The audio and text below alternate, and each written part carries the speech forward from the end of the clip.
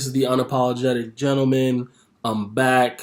Been off a couple weeks. Been watching a lot of football.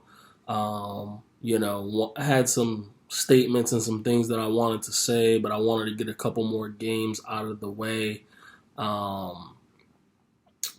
before I came to these conclusions. And first, we can get right into it. Since my last video, the Ballon d'Or has been awarded. There's been a lot of different things.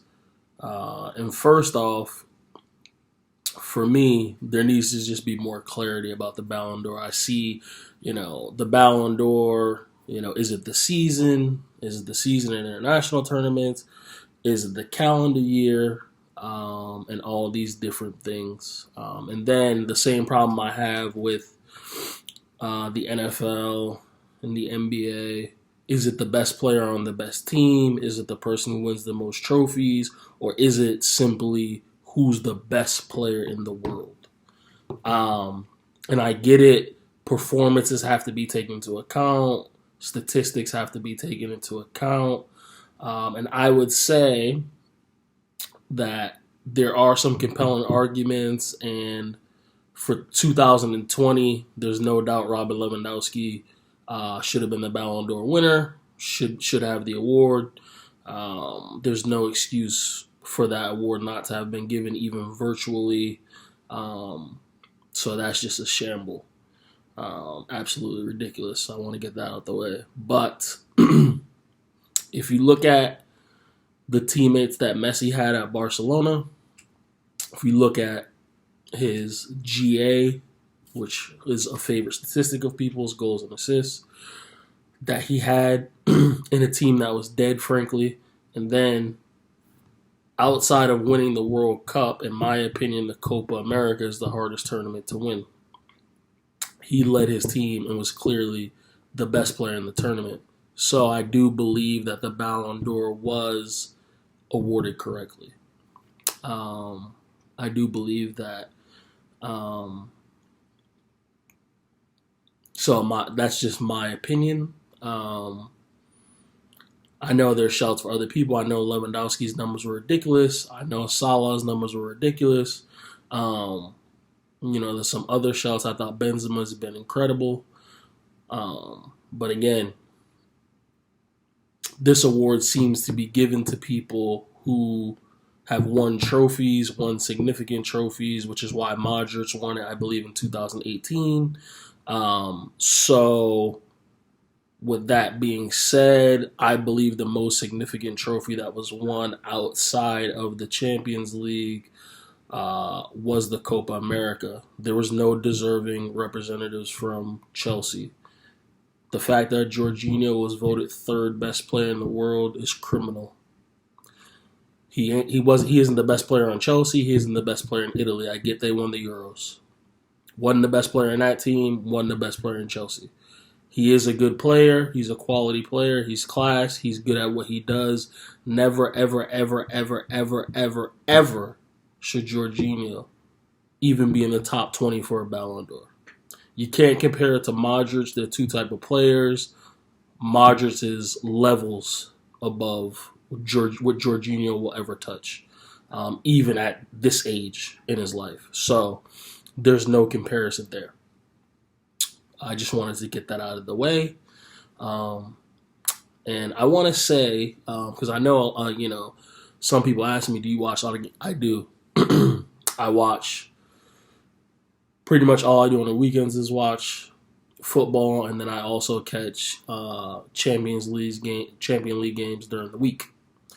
And I have a couple of statements, and I want to say, in my opinion, the 5 best teams in the world right now, teams that I wouldn't want to play.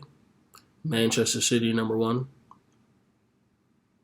No particular order. Manchester City, Liverpool, Bayern Munich, Real Madrid, and PSG.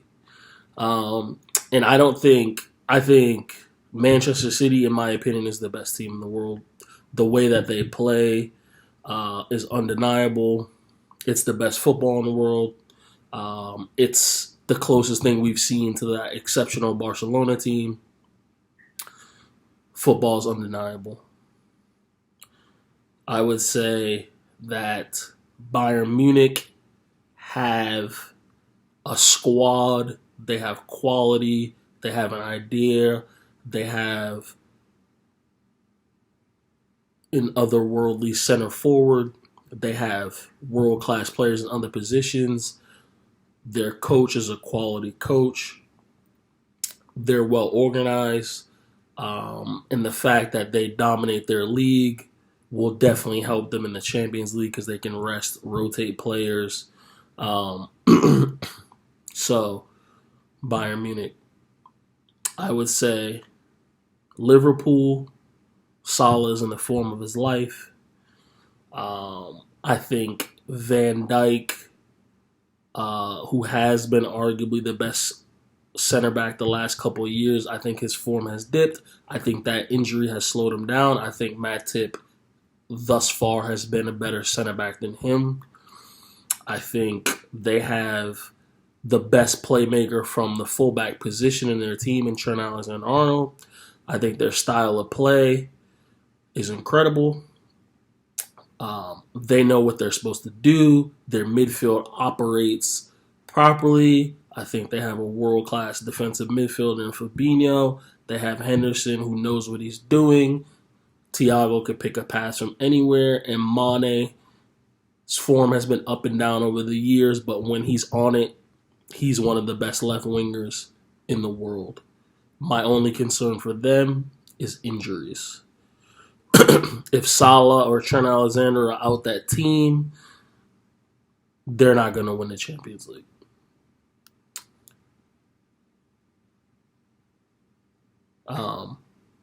Real Madrid, I think Karim Benzema currently, maybe the numbers don't necessarily say it. If I could pick one center forward to lead the line for my team, it would be Karim Benzema. I believe he is the most complete center forward in the world. He showed he could be a playmaker when Cristiano Ronaldo and Bale were there, and he still scored tons of goals. I think he's third all time in Champions League goals, and now he's showing that his class as an out-and-out center forward, his link play is incredible. He can pick a pass, and he's not only does he score lots of goals, he's a scorer of great goals as well. I think Vinicius, right now, on form, is the best left winger on the planet. He kind of struggled in his earlier days at Real Madrid. I mean, he's still young. I think he's 20 or 21, may even be younger. His football IQ and his decision making was under question. That's all behind him. He's going to go on to be one of the best players in the world. I think he has more about him than Mbappe, honestly. And right now, to me, he's unplayable. They have a midfield that know what they're doing. Although Modric and Kroos have lost a step, don't have that energy. They have Casemiro, who I believe is the best defensive midfield player in the world. They have other pieces. They have excellent defenders. They have a coach that's been there, done it, won it. Then we move on to PSG. I think if any one of those three were out, it would have been helpful to the team because playing Mbappe, Neymar, and Messi together is very hard on the team. One, you understand that Messi is not going to press. He's not going to run back. He hasn't done that for years since Pep Guardiola coached him. We get that. We understand Neymar exerts lots of energy on offense because he carries the ball from his own half. He's not going to track back. The young kid with all the pace in the world, as rapid as anyone I've ever seen play, him and Kyle Walker may be the two fastest players playing football. He doesn't press. He doesn't run back. He thinks he's already made it. Because of social media, because of the hype, he thinks he's made it. He's the key to that team winning because they need his work rate.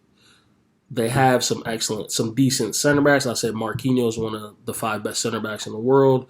Kimpembe, I'm not sold on. Hakimi is definitely one of the 3 best fullbacks in the world, definitely from an attacking sense.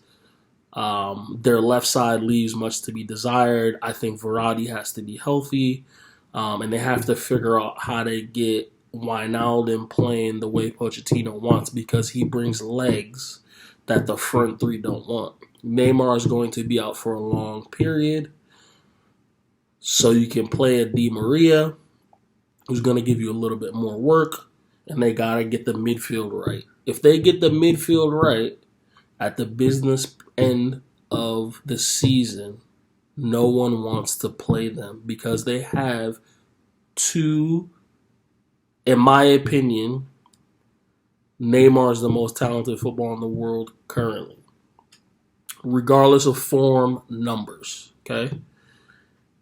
And Messi is Messi. So, if they figure out the midfield, teams are in trouble. I'm just going to leave it at that. Those are my 5 teams. Now, my 5 players. Currently, my 5 best players in the world. Bernardo Silva. And this is based on form. Also, I have to rate you ability-wise, what you're doing for your team week in, week out. Bernardo Silva, Mo Salah, Karim Benzema, Robert Lewandowski, Vinicius Jr.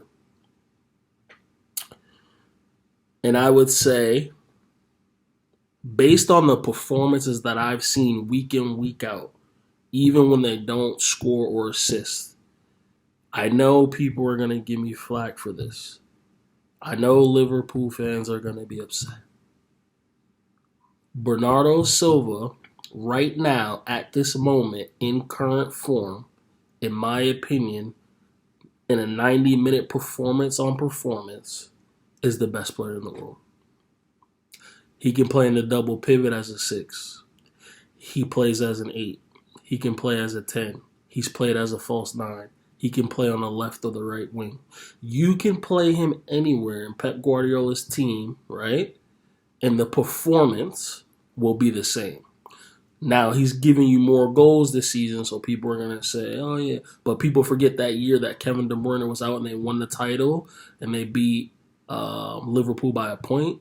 He was the best player in the team. I think that was in 2018. Bernardo Silva, right now, if you're looking at performances, you're being unbiased, what a player gives you over 90 minutes, he's the best player in the world. Because I've watched a lot of Mo Salah this year. I think I've watched every Liverpool game apart from 1 or 2. Okay? There's games where he does absolutely nothing, loses the ball, and puts the ball in the top corner, and people give him man of the match. That's not how I watch football. If that's the case, all we have to do is just look at the stats. Cristiano Ronaldo being a perfect example. He's scoring goals for Manchester United, but he's not playing well. Granted, that's what they bought him for, to score goals. So if we're just looking at goals, again, we would say Ronaldo has played as one of the best players in the world, and that's not true. Him and Messi's performances have not been good. The only difference is he's scoring goals and Messi's not. Don't be fooled. So, again, Mo Salah doing bits. He's exceeded anything that I've ever thought he could be. He's still not easy on my eye. He still falls down any chance he gets. But he's become inevitable in the way that Ronaldo and Messi were for over a decade. He's going to get on the score sheet. Now, even when his performances aren't good. And you need someone in the team like that. And that's why I'm for Cristiano Ronaldo being in the Manchester United team. Because if you need a goal and he's had a shitty performance, it doesn't matter. It's not going to affect his confidence. Mo Salah's in that vein now where whether he plays well or not, whether he can string a pass together or not, whether he can dribble by somebody or not, when the time comes, he's become clinical. And you have to respect it. I talked about Benzema earlier. I think he's the best number 9 in the world. His link play is undeniable. His ability to strike a ball is unquestioned, and he can dribble. Vinicius, I've said before, is the best left-sided striker, left winger, whatever you want to call him, left side attacker on the planet right now. And I think he's only 21. It's going to get scary. Oof, it's going to get scary. Brazil's starting to produce him again. They're starting to get into that. They're starting to get into their bag where they were with the El Fenomeno, Ronaldinho, Kaká era. They're starting to get back to that bag. People better get nervous. Robin Lewandowski, again, I mean, he's just so clinical. If he gets a chance, it's going in the back of the net. And sometimes he doesn't play well. His link-up play is incredible. He's another person who scores lots of goals, scores great goals, but he's just so clinical. If he gets the ball in the box and he gets a shot off, more often than not, it's going in the back of the net. They play through him at Bayern, and he's been quality for years. He's been one of the top 5 strikers in the world the last 6 to 8 years anyways. So those are my 5. But Bernardo Silva, to me, right now, currently, over a 90-minute performance, consistently week in, week out, best player in the world. Also want to give a shout out to Raheem Sterling. Not one of my favorite players, but he scored his 100th Premier League goal. That should be recognized, should be appreciated. Not many have done it. He'll go on to score a lot more and move up the charts. So respect to him, his work ethic. He was out of the team, put his head down, got back in the team. People thought he was going to leave. Now he's one of the first team names on the team sheet, and he's putting up performances and he's scoring goals. So we got to respect, definitely got to respect him. Let's talk about Fred, Brazilian Fred, Manchester United Fred. Since Ole Gunnar Solskjaer's left, he's been the best player in the team week in, week out. He's been the best player in the team. And people are starting to see now why he plays over Fabinho, okay, in the Brazilian midfield national team. Because the position that Fabinho plays as a 6 is Casemiro plays that position, and I believe Casemiro is a better player than Fabinho. So as an 8, Fred plays over Fabinho. And in this system that Ragnick has, when you're pressing and he's getting forward and he's scoring goals and he's creating assists, people are seeing that player that played at Schalke that Manchester City wanted. And I've been telling people, that boy Fred can ball. And people keep doing the McFred thing and linking him to McTominay. McTominay can't hold Fred's shoes. McTominay can't play midfield for Scotland. You think you're comparing him to Fred? Do you guys know how hard it is to get in that Brazilian national team, let alone start, just to get a call-up? Y'all got to start putting respect on Fred's name. He's the best player at Manchester United right now in form, current form. Best player. So we definitely got to put respect on Fred's name. And the penalties are starting to get out of control. All 4, the big 4 teams this week got bailed out by penalties. And I can see a regression in the refereeing. At the beginning of the season, they weren't giving anything. Now people are diving, falling all over the place, getting penalties. Sad to see, but it's just the nature of the beast. And I think it's going to continue to happen and get worse. As far as the Premier League goes, I still believe Manchester United is going to win it. Said that in the beginning. We're starting to see the chinks in Chelsea's armor, and we're starting to see either they don't want to sign defenders or the defenders don't want to sign for what they're offering. So that's going to be interesting. I think Liverpool will keep pace with City. I think Chelsea will start to fall off. I think Manchester United over these next few weeks will solidify a top 4. As as Tottenham continue to move up to the table, I think they'll be the team that challenges with Manchester United for that third, fourth, fifth spot. West Ham, I believe they'll fall off. I don't think they just don't have enough depth. Don't have enough goals in the team. They've had injuries, so eventually that'll catch up with them. Arsenal still got Arteta at the wheel. Don't trust him as a coach. Good luck. I think they'll continue to drop points when they play better teams. And that's it, man. Happy to be back. This is the Unapologetic Gentleman. On the recap, man, peace and love. And I'll see you guys next week or the week after.